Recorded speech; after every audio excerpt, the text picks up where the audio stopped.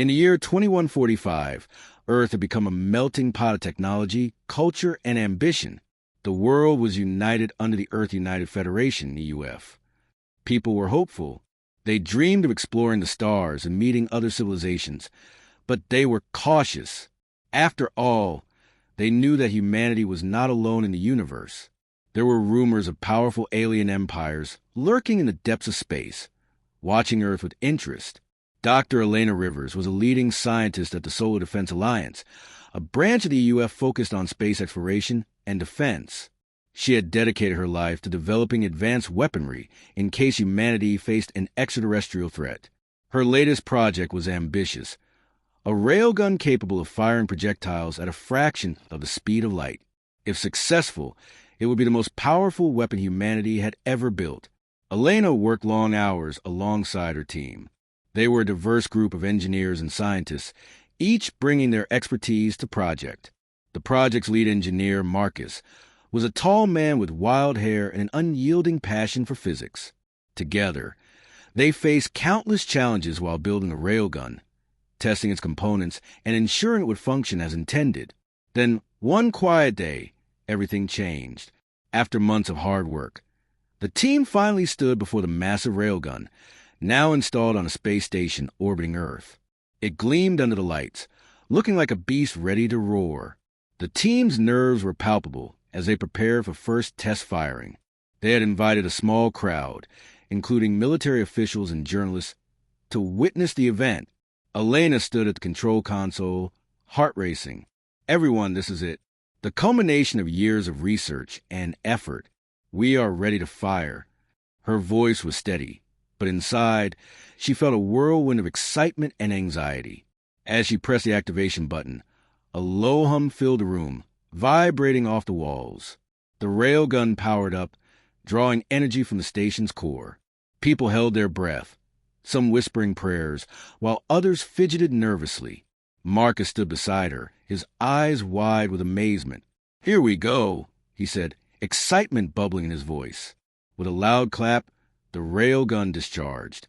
A bright bolt of light shot out towards a designated target in deep space. The moment the projectile left the railgun, time seemed to freeze. The gathered crowd erupted in cheers, applauding human ingenuity. But then, something unexpected happened. As news of the successful test spread, communication systems across the galaxy detected an unusual silence. Alien empires, known to be constantly competing and at odds with one another, all seemed to have paused in their activities. No one knew why, but it felt as though a collective breath had been held. Among the galactic powers was the Zal Empire, known for their ruthless conquests and advanced technology. Their leader, Supreme Commander Zorak, watched the Federation's test from a ship hidden on the outskirts of a nearby planet. Zorak was a towering figure, covered in dark blue skin with sharp, angular features. He had always dismissed humanity as small and insignificant, but now there was a strange unease in his heart. "Send a message to our fleet," Zorak commanded. "I want eyes on Earth. We cannot allow them to gain strength." His advisor, an agile being named Valis, narrowed her eyes in concern. "Supreme Commander, are you sure? This weapon could change the balance of power." Meanwhile, back on Earth, Elena and her team were celebrating their victory.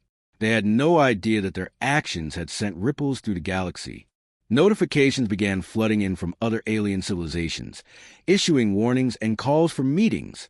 The Council of United Alien Civilizations convened an emergency session to discuss the implications of humanity's newfound weapon. Over the next few weeks, as discussions raged among the alien powers, Earth continued to develop its technology, strengthening its defenses and refining the railgun. But fear also swept through the populace. Many began to contemplate the possibility of interstellar war. Would the aliens attack? Would they seek to eliminate humanity before it became too strong? Elena, hoping for peace, took it upon herself to reach out to some of the alien races through the communication systems they had been developing. She recorded a message expressing humanity's desire for cooperation rather than conflict. "We are not a threat," she said. "We seek to explore and learn. We wish to share knowledge and grow together as a species." Days later, A response arrived from a small but wise alien race known as the Grell.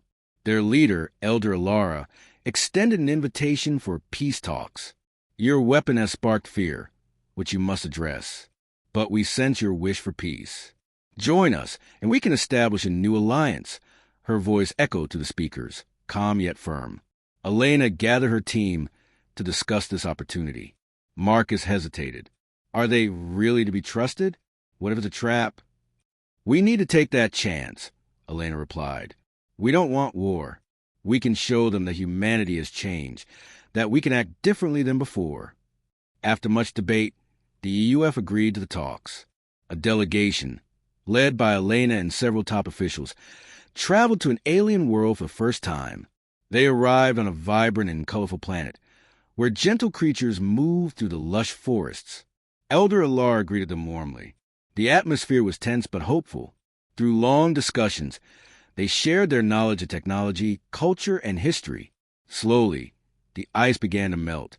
Elena could see respect growing in their eyes as they discussed potential cooperation and joint exploration of the galaxy. In the following months, news began to spread across the galaxy of this new alliance. Alien empires that once regarded humanity as a threat began to reconsider their views.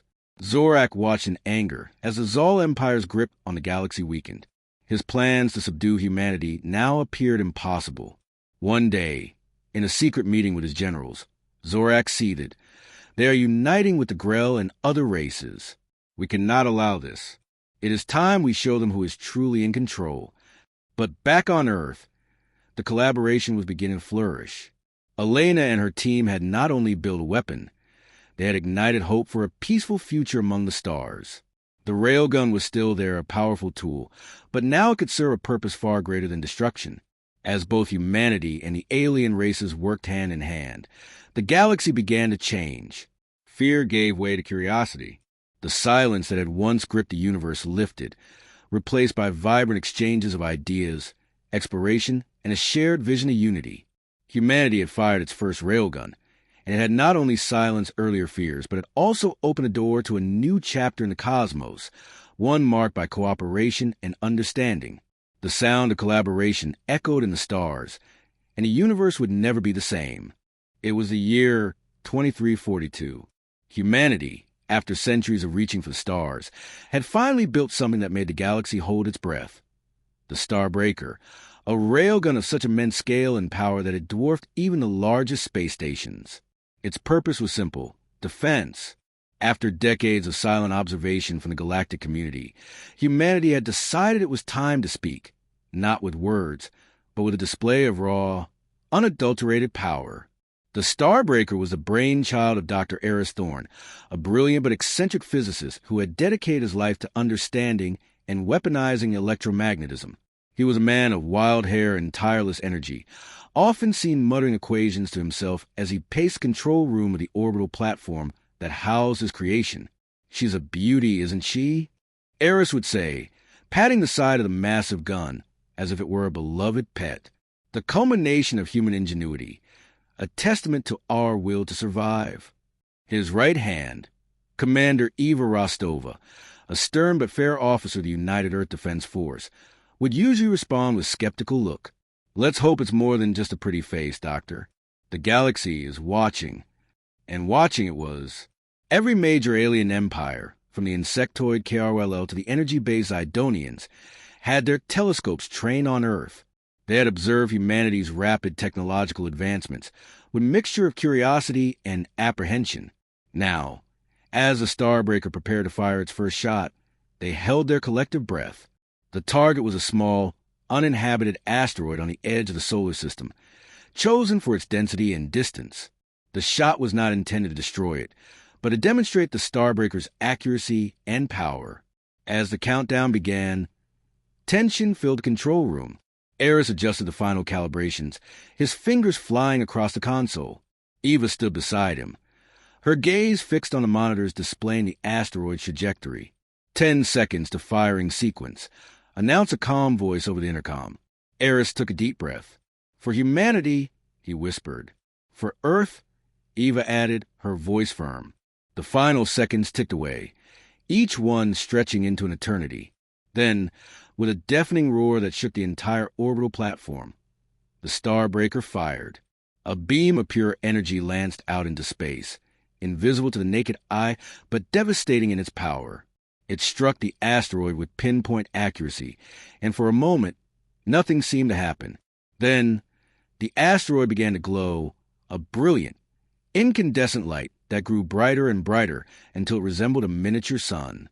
Cracks appeared on its surface, widening into chasms as the asteroid began to break apart. In a matter of seconds, it was reduced to a cloud of dust and debris, scattered across the void. In the control room, silence reigned. Then, a cheer erupted as the implications of what they had just witnessed sank in. The Starbreaker had worked. Humanity had announced its arrival on the Galactic stage in a way that could not be ignored. The reaction from the alien empires was immediate and profound. The KRYLL, known for their aggressive expansionism, halted their advance on a neighboring system. The Zidonians, who had always maintained a detached neutrality, sent a delegation to Earth, seeking diplomatic relations. Every major power in the galaxy reevaluated its stance on humanity, recognizing that this young species possessed a weapon that could alter the balance of power. But the Starbreaker was more than just a weapon. It was a symbol of human potential, a testament to the power of ingenuity and determination. It represented humanity's refusal to be passive observers in a galaxy teeming with conflict and opportunity. As humanity basked in the glow of its achievement, Eris Thorne knew that this was just a beginning. The Starbreaker had opened doors, but it was up to humanity to decide what to do with them. "We've shown them what we can do," he said to Eva, as they watched the alien delegations arrive on Earth. "Now we have to show them who we are." Eva nodded in agreement. It's time for humanity to take its place among the stars, not as a threat, but as a partner. But even as humanity looked forward to a new era of interstellar relations, there were those who questioned the wisdom of wielding such power. Among them was Elias Vance, a respected diplomat who had spent years advocating for peaceful coexistence with alien civilizations. "I fear we have made a mistake," he said to a gathering of world leaders. "We have shown them our strength, but have we shown them our wisdom? The Starbreaker may have bought us respect, but it has also sown the seeds of fear, and fear can lead to conflict." His words sparked a debate that raged across the globe. Was the Starbreaker a necessary evil, a deterrent that would prevent aggression against humanity? Or was it a dangerous temptation, a weapon that would inevitably be used in anger? As humanity grappled with these questions, Eris Thorne continued to refine his creation, seeking to make it even more powerful, even more accurate. He believed that the Starbreaker was a key to humanity's survival, a shield against the unknown threats that lurked in the darkness between the stars. But Eva Rostova saw a different path. She believed that humanity's future lay not in weapons, but in diplomacy, in understanding, in forging alliances with other species. She knew that the Starbreaker was a powerful tool, but it was only one tool among many. As the debate raged on, and as humanity navigated the complexities of interstellar politics, the Starbreaker stood sentinel, a silent guardian watching over Earth. It was a symbol of human power, but also a reminder of the awesome responsibility that came with it. In the end, it was not the Starbreaker that defined humanity's place in the galaxy, but its choices. Would humanity choose the path of peace, seeking to build bridges with other civilizations? Or would it succumb to the temptations of power, using the Starbreaker to dominate and control? The answer, like the stars themselves, was still unwritten. In the year 2365, Earth had become a hub of technological advancements. A young engineer named Mia Harper was leading a team working on a secret project at the Unified Earth Space Command. For years, humanity had been at war with various alien empires, the vicious Krelks, the cunning Tharvians, and the elusive Xylos. Each encounter left Earth with more destruction, and the situation became dire. Now, Mia and her team were about to change everything. Mia was known for her brilliant mind and unyielding determination. She often worked late nights in her lab, her long hair tied back in a messy bun, surrounded by blueprints and digital screens. Her team included her best friend, Raj, a skilled programmer with a knack for problem-solving, and Victor, a grumpy but genius physicist who always had a sarcastic comment ready.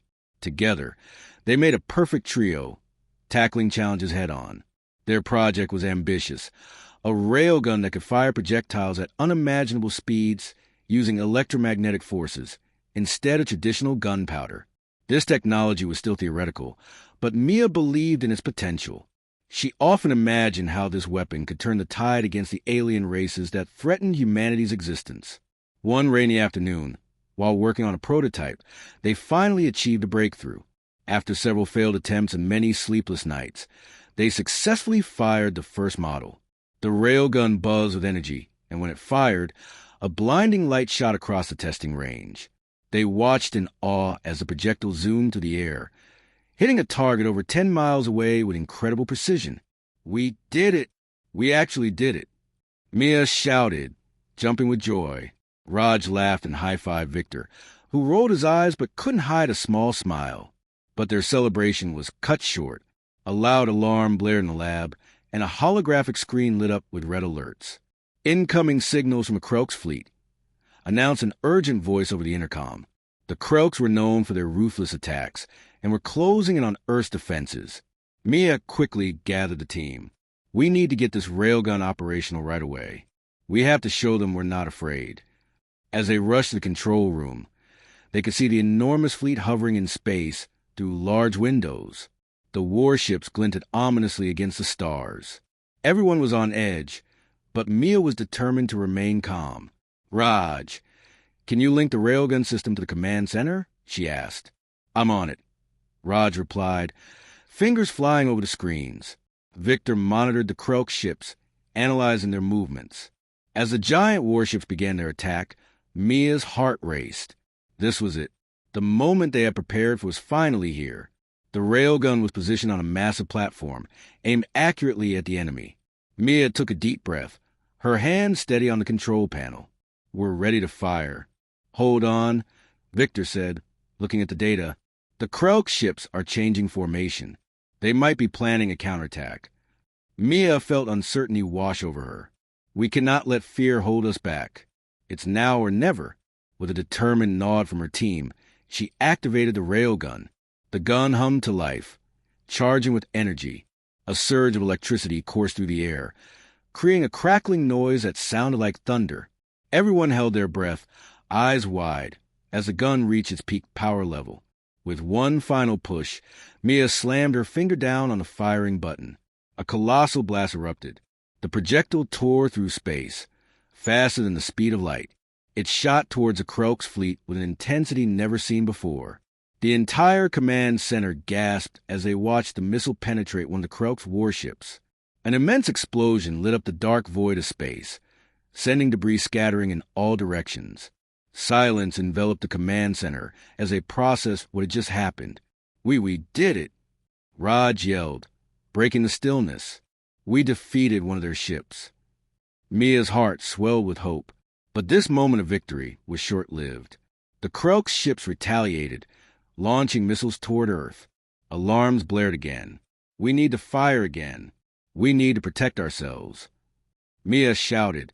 The team rushed to get the railgun reloaded. In the chaos, Victor was analyzing the Croaks' response. They seemed to be in shock. "They're unsure how to respond to this new weapon," he said, his voice filled with excitement. Mia's mind raced. "If we can extend this moment of confusion, we might be able to turn the tide." She directed Raj to prepare additional shots. "Let's show them we have more firepower." As they prepared for another round, they noticed something strange on the screens. Other alien fleets had fallen silent. The Tharvians and Xylos were monitoring the situation, but so far, they hadn't made a move. It was as if everyone was waiting to see the outcome. With a railgun ready again, Mia took a deep breath. "One more shot should do it. Let's hit another ship." She counted down, and once again, she pressed a button. The railgun roared to life, and another projectile sped toward the enemy fleet. This time, the impact was even larger. The Croak ship shattered, and smoke filled the vacuum of space. They watched as alien ships began to retreat. The feeling of victory surged through the command center. The Croaks, once thought unbeatable, were now fleeing before them. "Are they really giving up?" Raj asked, astonished. Victor nodded. "Yes, this is proving a new level of threat. We might just have scared them. The other empires are likely reconsidering their attacks." Mia couldn't believe it. Humanity had finally stood its ground. She saw other command centers across the galaxy lighting up in response. They were cheering for the newfound strength of Earth. As the Krelk ships vanished into the depths of space, Mia and her team were celebrated as heroes. She stood with Raj and Victor, looking through the control room window at the remnants of the battle. Together, they had forged a new path for humanity, one where they were no longer victims, but the ones holding the power. They knew the future was still uncertain, but as long as they had the Railgun, humanity would not back down. No longer would they be silenced by alien threats. For the first time, they felt truly free. The sound of applause filled the air, and Mia smiled. They had changed the course of history, proving that humanity could fight back, and it was only the beginning.